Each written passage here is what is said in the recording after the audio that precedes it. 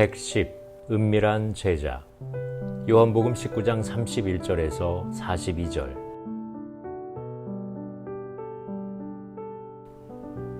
이날은 준비일이라.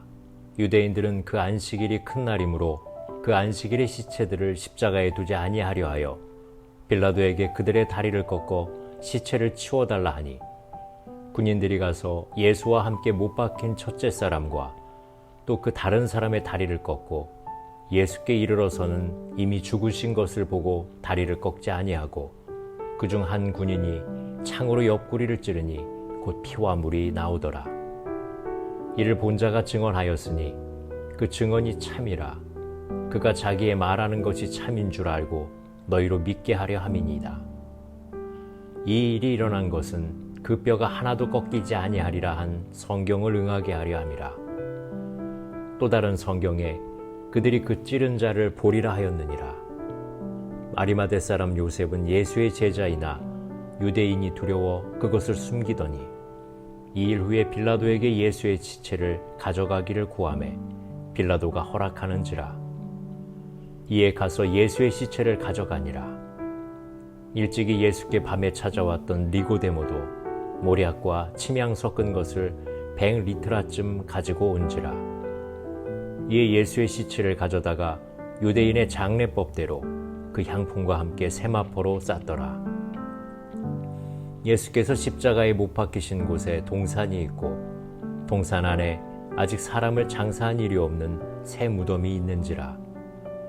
이날은 유대인의 준비일이요 또 무덤이 가까운 거로 예수를 거기 두니라.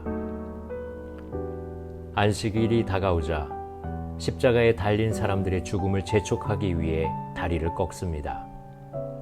두 강도는 그렇게 최후를 맞이했습니다. 그러나 그때 예수님은 십자가 위에서 이미 임종한 후였습니다. 만일 십자가에서 죽지 않았다면 결국 사망의 직접적 원인은 다리가 꺾인 것이 되었을 것입니다. 예수님은 강도들과 달리 아마도 오랫동안 재판에 시달리며 이리저리 끌려다니고 채찍에 맞으며 십자가를 지고 골고다에 오르는 길에 체력적으로 소진을 했기 때문에 제일 먼저 임종을 맞이한 것 같습니다. 군인들은 예수의 죽음을 단정하고 죽음을 확인하기 위해 창으로 옆구리를 찔렀습니다. 그때 예수님의 몸에서 물과 피가 흘러나왔습니다. 이것은 그 뼈가 하나도 꺾이지 아니하리라는 말씀의 응답이기도 합니다. 뼈가 꺾이지 아니한다는 말씀은 유월절 어린 양에 대한 기사에 나오는데 예수님이 유월절 어린 양이 되신 것을 보여주고 있습니다. 물론 시편 34편 20절에 의인을 보호하신다는 하나님의 섭리이기도 합니다. 여기에 예수님을 향한 마지막 섬김과 헌신이 나옵니다. 당시 부자요 산헤드린 의원이었던 아리마대 요셉과 니고데모가 나섰습니다. 그들은 숨은 제자입니다. 그들은 가장 필요할 때 가장 적절한 봉사를 주님께 드렸습니다. 그들의 권세와 물질이 없었다면 불가능한 섬김입니다. 그래서 때로는 이런 사람들이 교회에 필요합니다. 세상적인 권세와 물질을 이렇게 쓴다면 그것도 값진 것입니다. 예수님의 장례는 당시의 예법으로 보면 왕의 장례에 해당합니다.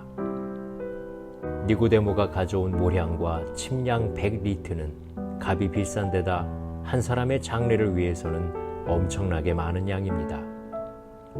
그리고 동산의 돌로 만든 귀족의 새 무덤 또한 아주 귀한 것입니다. 그것을 주님께 드렸습니다. 참으로 아이러니한 일입니다. 예수님은 죄수로 죽었지만 왕같이 묻혔습니다. 인자는 머리 둘 것이 없다 하셨는데 그동안 한 번도 누려보지 못한 호사를 죽음 후에 누립니다. 죽음 후에 더욱 위대한 삶이 있습니다. 기도하시겠습니다. 예수님의 삶과 죽음, 모든 것이 말씀 안에서 이루어지는 것처럼 우리의 삶이 주님의 뜻을 이루는 복된 것이 되도록 인도하소서. 우리의 삶뿐 아니라 죽음으로 더욱 위대한 선물이 되게 하소서. 예수님 이름으로 기도드립니다. 아멘.